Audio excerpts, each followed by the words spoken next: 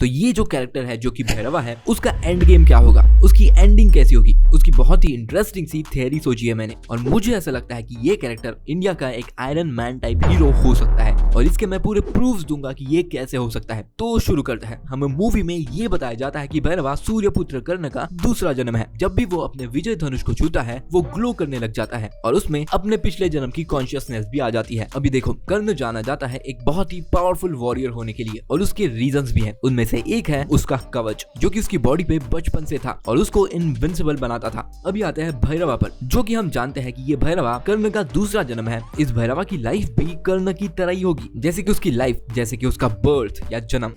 तो जैसे कि हम जानते हैं, कुंती ने, जो कि पांडवों की माँ होती है, उन्होंने पांडवों को एक मंत्र से पैदा किया था जो कि उनको ऋषि दुर्वासा से मिला था। इसमें होता यह है कि अगर उस मंत्र में किसी भगवान को मेंशन किया जाए तो उस भगवान से आपको बच्चा पैदा होगा और वो बच्चा लिटरल उस भगवान का बच्चा होगा। और कर्ण सूर्य देव का बेटा होता है। कुंती ने जब सूर्य देव को उस मंत्र में मेंशन किया तब सूर्यपुत्र कर्ण पैदा हुआ। अभी देखो, ये जो मंत्र है, हो सकता है कि ये मंत्र कुंती ने किसी को बताया हो और फिर वो मंत्र पीढ़ी दर पीढ़ी उस फैमिली में पास किया गया हो, लेकिन किसी को उस मंत्र का यूज पता ही ना हो। और जब कलयुग आया तो उस फैमिली पर बहुत सी मुसीबतें आई और फिर किसी लेडी ने उस मंत्र को यूज किया होगा और उसमें सूर्य देव को मेंशन किया होगा और उसी से भैरवा पैदा हुआ होगा। अगर ये थियरी सच होती है तो भैरवा लिटरल सूर्य पुत्र होगा और इससे ये भी एक्सप्लेन किया जा सकता है कि कैसे वो विजय धनुष को यूज कर सकता है, क्योंकि वो लिटरल सूर्य पुत्र है। और इसके हिंट्स हमको मूवी में भी बहुत बार दिखाए जाते हैं, जैसे कि जब भैरवा इसके पास अपना भविष्य देखने जाता है, वो उसको दिखाता है कि उसके लाइफ पर एक मुसीबत आने वाली है और वो जब उसके फ्यूचर का कार्ड दिखाता है, उस कार्ड में एक सूर्य ग्रहण या सोलर एक्लिप्स होता है जिसमें कि सन मून से ढक जाता है। और इस इमेज को हम मूवी के लोगों के वक्त भी देख सकते हैं, जो कि ये बताता है कि भैरवा किसी न किसी तरह से सूर्य से भी कनेक्टेड है। तो ऐसा मुझे लगता है कि भैरवा को उस मंत्र से पैदा किया हो।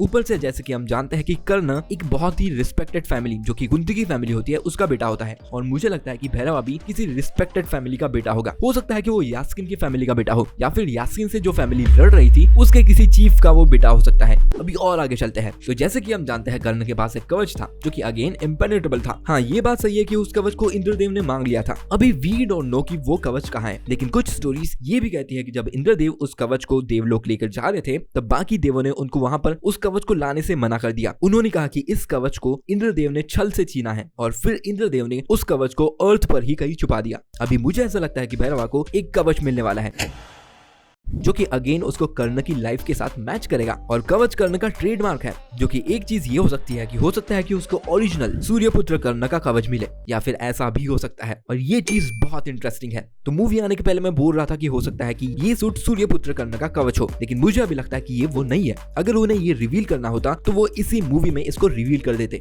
तो ठीक से सुनो, ये बहुत इंटरेस्टिंग है। मुझे ऐसा लगता है कि भैरवा का कवच खुद बुज्जी होगा। तो देखो, जैसे कि मैंने कहा कि ये लोग काइंड ऑफ एक आयरन मैन बनाना चाहते हैं भैरवा के कैरेक्टर को। अगेन ऐसा मुझे लगता है, मैं इसको कुछ कॉपी वॉपी नहीं बोल रहा। देखो, आयरन मैन के पास एक सूट होता है जो कि उसको इनविंसिबल बनाता है। आयरन मैन उड़ सकता है, भैरवा भी उड़ सकता है। आयरन मैन के पास वॉइस वाला असिस्टेंट होता है जैसे कि जार्विस या फ्राइडे। भैरवा के पास बुज्जी है। आयरन मैन एक बहुत बढ़िया इन्वेंटर होता है। भैरवा भी बचपन से इन्वेंटर ही होता है जिसने कि बुज्जी को भी बनाया। अभी और एक इंटरेस्टिंग चीज बताता हूँ, जैसे कि मैंने कहा बुज्जी भैरवा का कवच होगा कर्ण के जैसे, जो कि हमें मूवी के आखिर में भी दिखाया जाता है, जहाँ की बुज्जी ही अश्वत्थामा से फाइट करने में भैरवा की मदद करता है। अगर वहाँ पर बुज्जी नहीं होता तो अश्वत्थामा भैरवा को हरा देता और बुज्जी बिल्कुल किसी कवच की तरह उसकी हेल्प करता है। अभी जैसे कि हमने देखा, भैरवा अपनी गलतियों से सीखता है और वो खुद को इवॉल्व करता है और वो बुज्जी को भी इवॉल्व करता है, जैसे कि हमने लास्ट सीन में देखा जहाँ की बुज्जी अभी एक रोबोट टाइप बन गया है। अभी और एक इंटरेस्टिंग चीज देखो, जैसे कि ह्यूमन इवोल्यूशन होती है जो कि हमको मूवी में भी दिखाया जाता है, जहाँ की जानवर पहले पानी में रहते थे, फिर वो रेंगने लगे, फिर वो धीरे धीरे खड़े होने लगे और फिर वो एकदम स्ट्रेट चलने लगे। और अगर हम बुज्जी से इस इवोल्यूशन को मैच करें तो बुज्जी पहले 4 चक्कों पर चलती थी, लेकिन अभी वो एक चिंपांजी की तरह चलती है, जहाँ की हम एक क्लियर इवोल्यूशन देख सकते हैं। और मुझे ऐसा लगता है कि आने वाले पार्ट्स में भैरवा इसको और भी ज्यादा अपग्रेड करेगा और आखिर में आते आते बुज्जी एक ह्यूमन की तरह होगा।